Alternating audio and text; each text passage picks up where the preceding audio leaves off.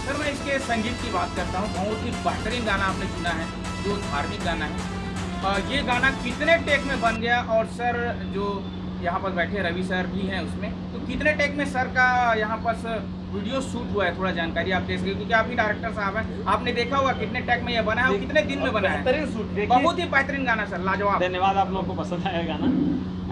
गाने का जो डायरेक्शन होता है वो डायरेक्टर का नहीं होता, कोरियोग्राफर का। हाँ, कोरियोग्राफर सर, हाँ बोलने वाला था। हम लोग कोरियोग्राफर। गाना बहुत मेहनत से बना है, बहुत और हर एक बारीकी को लेके चला है।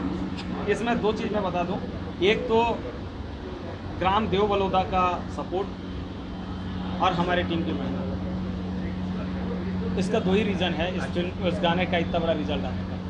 और रवि भाई आपको इस बात में जवाब देंगे, क्योंकि सबसे ज़्यादा पसीना भाई का निकला है। देखिए, ये गाना हम 2 दिन में शूट किया है कंप्लीट। टेक तो हुआ है, अब उस टाइम हमने काउंटिंग नहीं किया, क्या कई रिहर्सल होते हैं तो फिर फाइनल टेक पे जाते हैं, तो ऐसे कर करके होता था। मेहनत बहुत लगा है, क्योंकि गाना बहुत हाई पिच पे था। खास करके मेरे लिए मेहनत ज़्यादा लगा है, क्योंकि मैं काफ़ी समय बाद डांसिंग सॉन्ग में आया हूँ।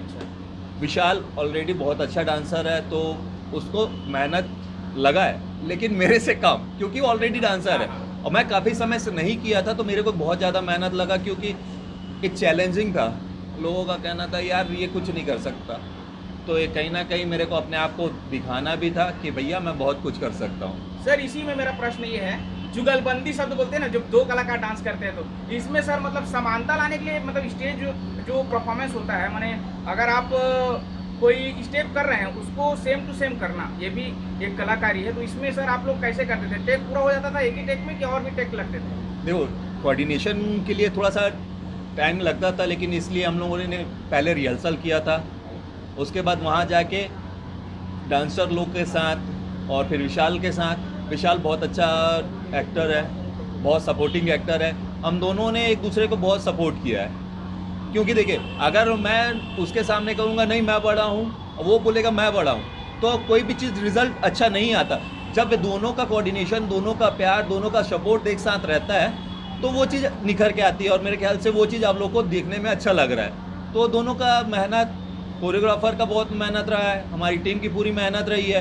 कहा जाए सभी की मेहनत का निचोड़ वो गाना है।